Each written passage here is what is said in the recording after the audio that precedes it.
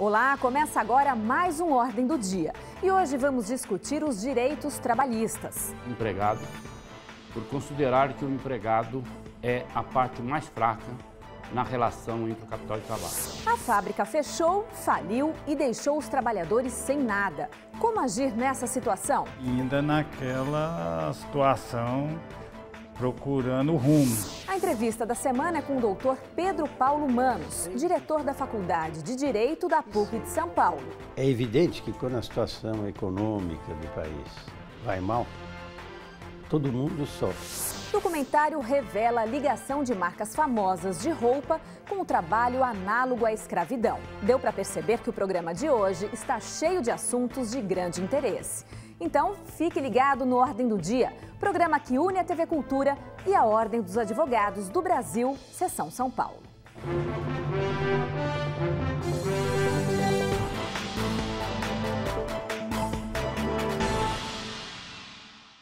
O Brasil alcança um recorde negativo. Mais de 11 milhões de desempregados, de acordo com o levantamento do IBGE.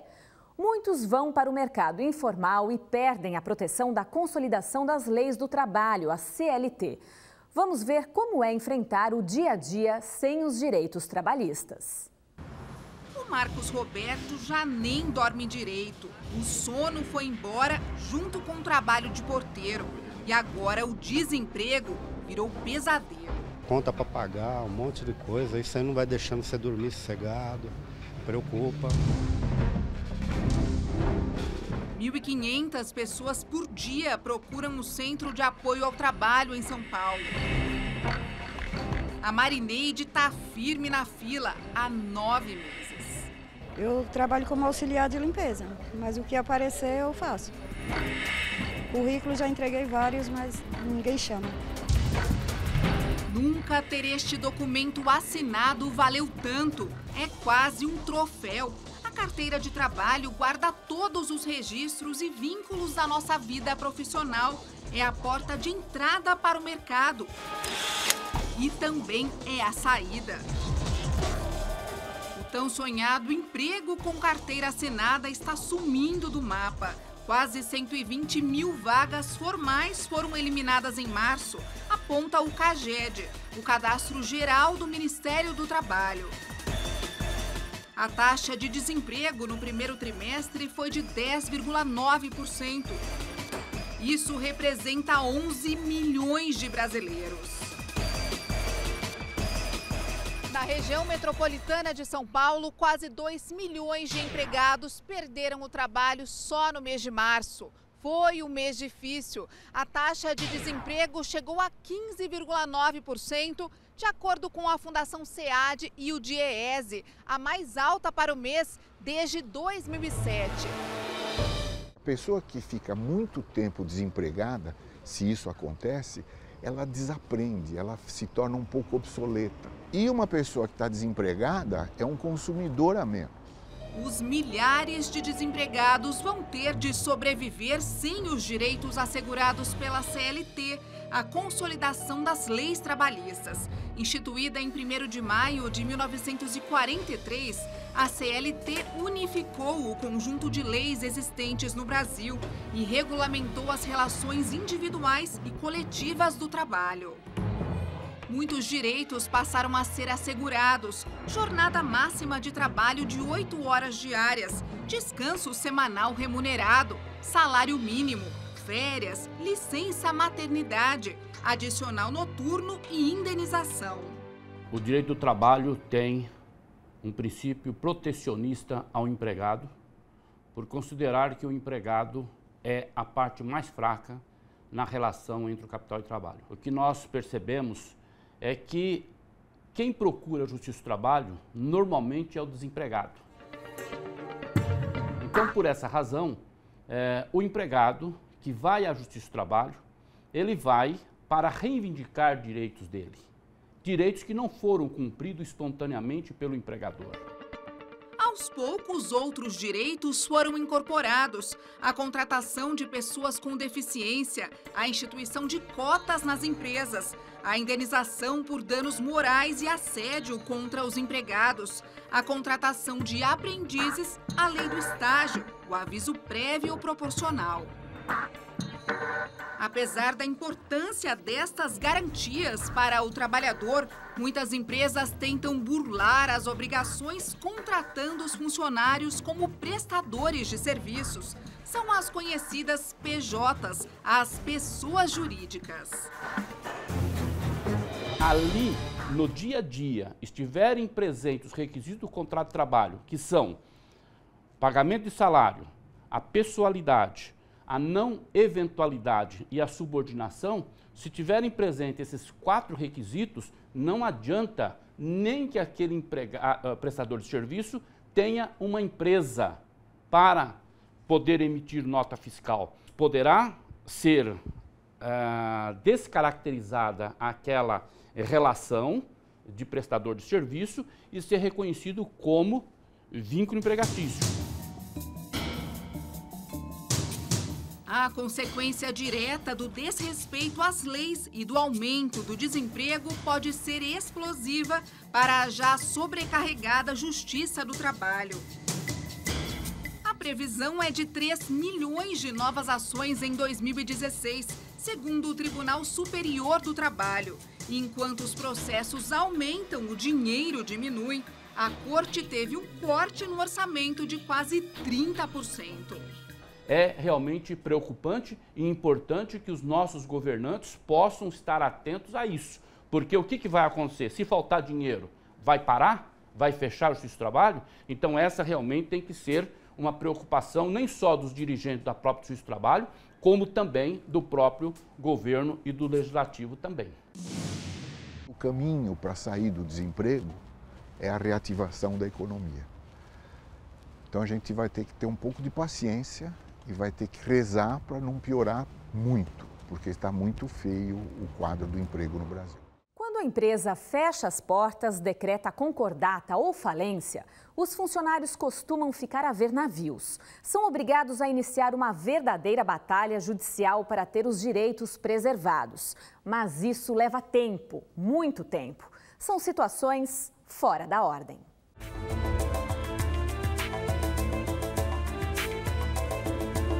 Para estes trabalhadores, as festas de fim de ano tiveram um sabor amargo. A gente esperando uma ceia com a família, a gente foi, como diz, surpreendido e tivemos que passar a ceia na porta da empresa, tentando garantir o nosso direito. Quando a empresa fechou, eles ficaram sem receber salário, parte do 13º e outros benefícios.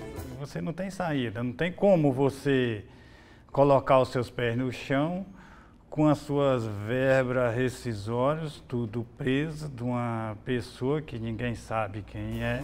No total, 2.000 trabalhadores perderam o emprego.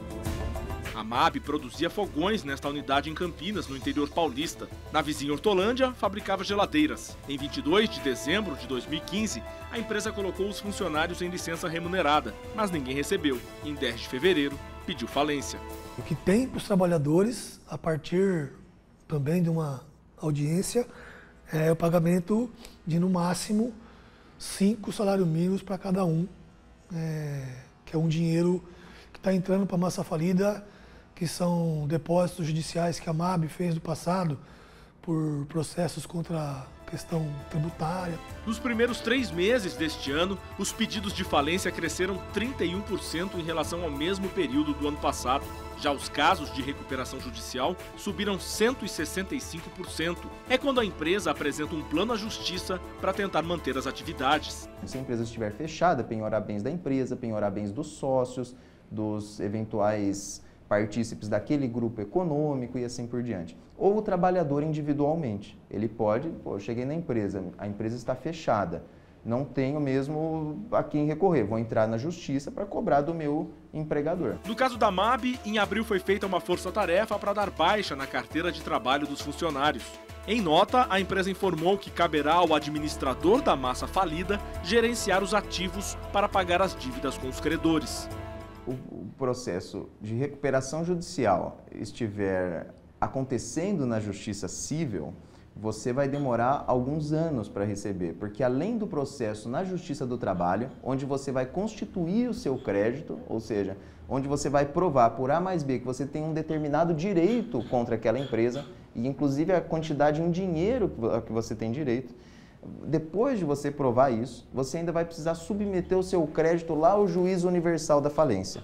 Ou seja, você ainda vai precisar esperar que a empresa tenha o dinheiro suficiente para pagar os credores trabalhistas na forma do plano que foi aprovado. Eu gostaria de estar ao menos vivo. A gente já tem pessoas já falecidas que não conseguiu ver, que não vai conseguir ver a verba rescisória deles.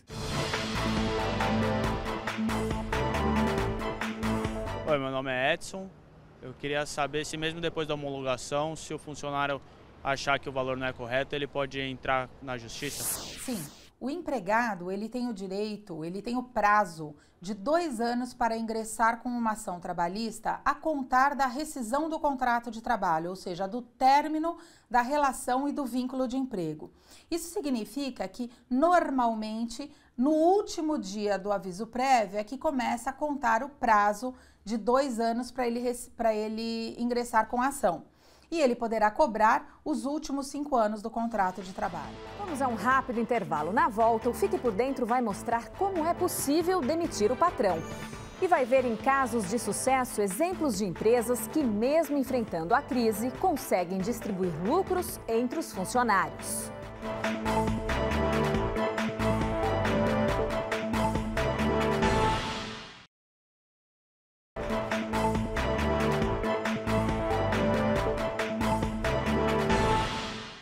Empresas que estão conseguindo atravessar a crise econômica sem prejuízo usam de muita criatividade. E boa parte desse sucesso se deve ao empenho dos funcionários. Por isso, nada mais justo do que dividir os lucros com eles.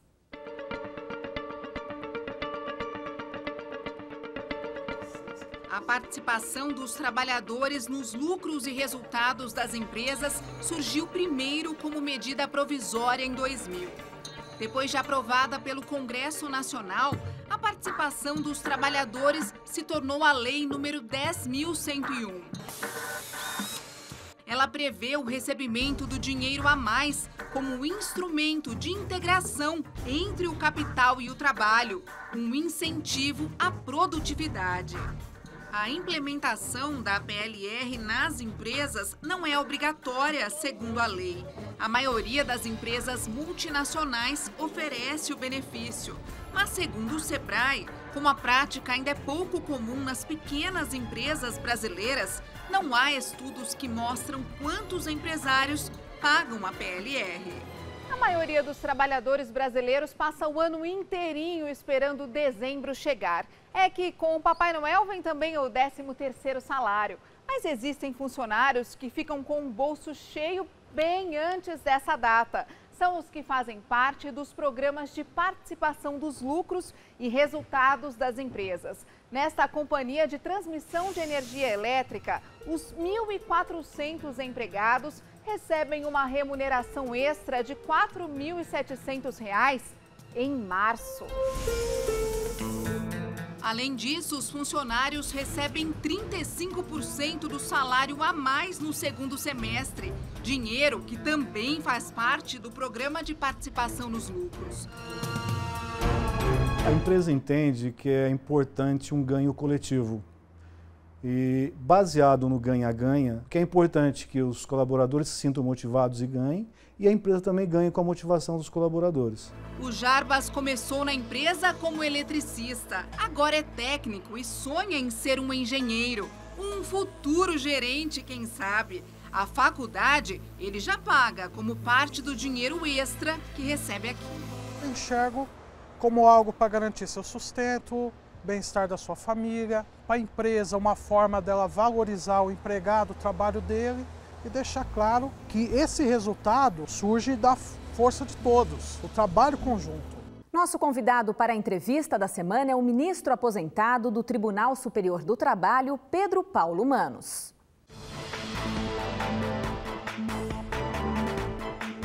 Doutor em Direito do Trabalho, o professor Pedro Paulo Manos foi ministro do Tribunal Superior do Trabalho e atualmente é diretor da Faculdade de Direito da PUC São Paulo. E ele é o nosso entrevistado de hoje. Doutor, no momento em que milhões de pessoas perdem seus empregos, o desemprego bateu recorde no país, muitas dessas pessoas vão bater à porta do judiciário.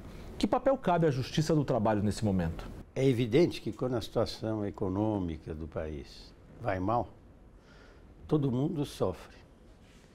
Mas o que não é justo do ponto de vista do direito de vida digna de todo mundo é que uma parcela da população arque de forma mais incisiva com esse revés que o país está atravessando.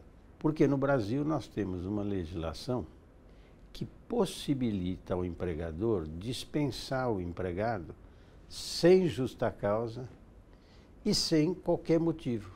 É curioso que a própria Constituição sabia da dificuldade de regulamentar isso.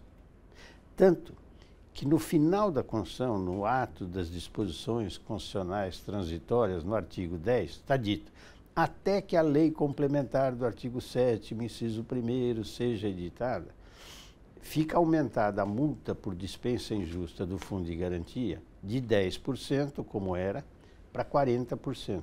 Qualquer legislação do mundo, numa época de recessão, diminui a oferta de emprego. Mas é preciso que se tenha contrapartida da garantia de emprego em condições normais. E o que o senhor tem a dizer àqueles que acusam a Justiça do Trabalho de pender sempre para o trabalhador? O direito do trabalho surgiu como forma de equilibrar as forças, patrão e empregado. O direito do trabalho é essencialmente protetivo. Quem, entre aspas, acusa o direito do trabalho de ser protecionista não sabe do que está falando, não conhece direito e nem história. Mas a interpretação no direito do trabalho é francamente favorável aos empregados. É claro que haverá decisões equivocadas, porque quem produz uma decisão é gente, e gente erra, né?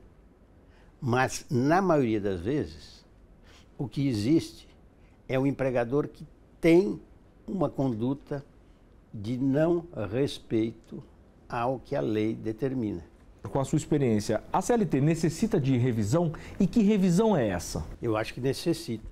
É evidente que as relações entre patrão e empregado se modificaram nesses 70 anos. É evidente que a sofisticação das empresas, a diversificação de atividades, a qualificação dos trabalhadores, tudo isso mudou. E a CLT, como lei geral que é para o trabalho subordinado, ela tem um olhar genérico, sofisticou-se de tal maneira a prestação de serviço que as condições mudaram. Por isso eu acho que a CLT mereceria, mantido os princípios de direito do trabalho, uma modificação nas relações. O que a gente percebe é que na prática, no dia a dia das empresas, muitas vezes a CLT está sendo flexibilizada. Trabalhadores, por exemplo, que são forçados a fazer hora extra e não recebem por isso. E muitas vezes as empresas respondem por isso perante a Justiça do Trabalho e perdem os processos. Elas assumem o risco. Por que vale a pena para as empresas assumir esse risco, na sua opinião? Porque, como regra, a empresa tem uma assessoria jurídica e uma econômico-financeira. E daí, a estratégia da empresa é o seguinte: bom, qual é a chance que eu tenho de perder se esse cidadão entrar na justiça? O processo eu sei que vou perder, mas ele vai entrar na justiça mesmo. A empresa faz o custo, às vezes ela paga na justiça com dinheiro de quem não entrou. Então, a empresa corre um risco porque ela sabe que financeiramente convém. Só quando as interpretações forem mais consequentes e a gente tiver um termo médio, que é de realidade do trabalho, que é de interpretação, mercê da mudança da lei e atualização, é que eu acho que a gente vai passar a ter uma relação mais saudável. Pode acreditar, o trabalhador que enfrenta atraso salarial, não tem os benefícios depositados ou sofre assédio moral, tem o direito de demitir o empregador. Fique por dentro.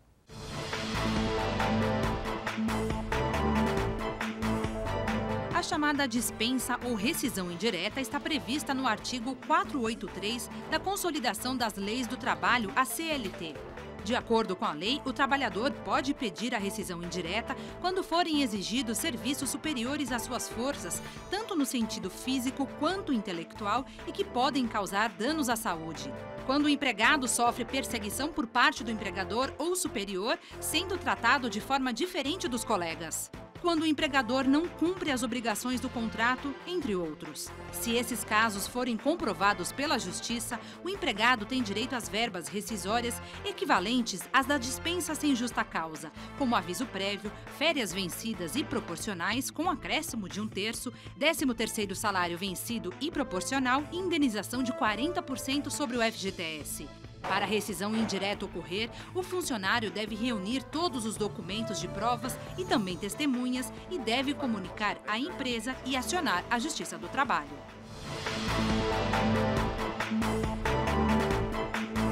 Meu nome é Osmar. Eu gostaria de saber quais as situações que eu posso recorrer ao Fundo de Garantia por tempo de serviço. O empregado ele pode sacar o Fundo de Garantia em diversas hipóteses. As principais são quando o empregado é dispensado sem justa causa, quando existe a dispensa indireta do contrato de trabalho, ou seja, quando o empregador pratica uma falta grave, né? E quando o empregado se aposenta. Então, quando a gente tem essa rescisão do contrato de trabalho normalmente. O empregado também pode sacar o Fundo de Garantia quando não houver depósito durante 3 anos na conta vinculada do banco do Fundo de Garantia. Isso significa que se o empregado tiver a rescisão do contrato de trabalho, deixar de trabalhar e não for empregado nos próximos 3 anos e não tiver esse depósito, ele vai poder sacar o Fundo de Garantia. Veja a seguir no Ordem do Dia. Documentário mostra o envolvimento de grifes famosas com o trabalho análogo à escravidão.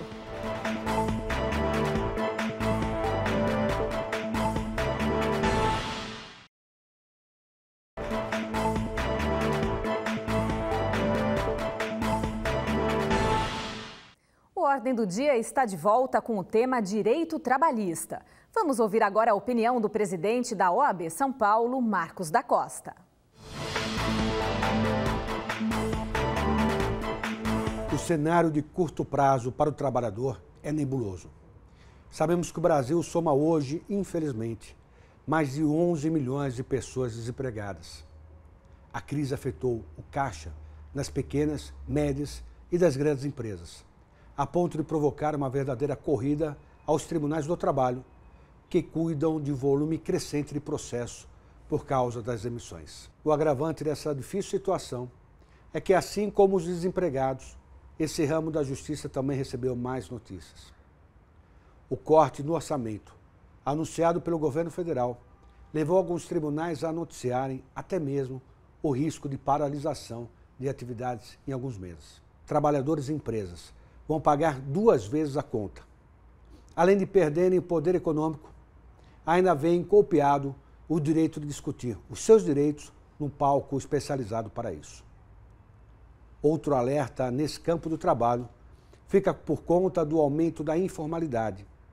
O país está recebendo milhares de pessoas no mercado informal, as quais, sem carteira assinada, encontrarão dificuldades de até mesmo recorrer à justiça, porque não estarão amparadas pelas leis trabalhistas. O governo atual terá, na lista enorme de desafios, pelo menos mais 2 no campo trabalhista. No curto prazo, garantir que a justiça continue sendo feita. E para colhermos frutos mais à frente, finalmente dar os primeiros passos rumo à mudança do fenômeno da informalidade, que não começou ontem e cuja solução passa por difíceis reformas como a tributária. Por isso, vamos unir esforços para cobrar dos governantes as reformas necessárias e também oferecer sugestões em várias outras frentes fundamentais para a saúde financeira do país, caso da transparência das contas públicas. Oi, meu nome é Jonatas. Eu gostaria de saber quando é que uma empresa pode demitir um trabalhador por justa causa e quais são os direitos dele. A empresa poderá dispensar o empregado por justa causa quando ele praticar uma falta grave. Agora, nem todo ato do empregado, nem toda falta do empregado pode ser considerada grave, tendo em vista que ela precisa estar prevista em lei. Então, a lei dirá quando aquela falta deve ou não ser considerada grave. Ele apenas terá direito ao pagamento do saldo de salário, ou seja, dos dias trabalhados, e também das férias vencidas. Com isso, ele perde a possibilidade de sacar o fundo de garantia, perde a possibilidade de receber o 13º salário proporcional e também as férias proporcionais, além de não ter direito ao pagamento do seguro-desemprego. Nossa dica cultural da semana é um documentário que denuncia o vínculo de grifes famosas com o trabalho análogo à escravidão.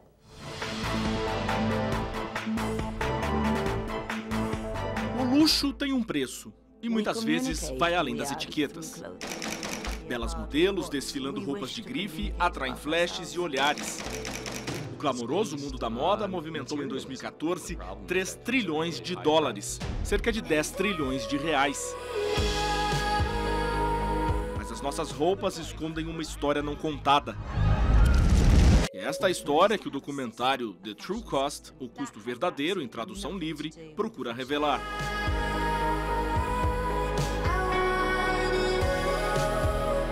Em países considerados emergentes, trabalhadores em condições precárias recebem $2 por dia ou R$7 para produzir milhares de peças. Problemas escondidos atrás de grandes marcas e que podem provocar tragédias, como a da fábrica de roupas em Bangladesh, que desabou em abril de 2013, matando 1.100 pessoas. O documentário do diretor Andrew Morgan mostra ainda danos ambientais causados pelo setor têxtil. Quanto custa, afinal, a camiseta ou o calçado que usamos?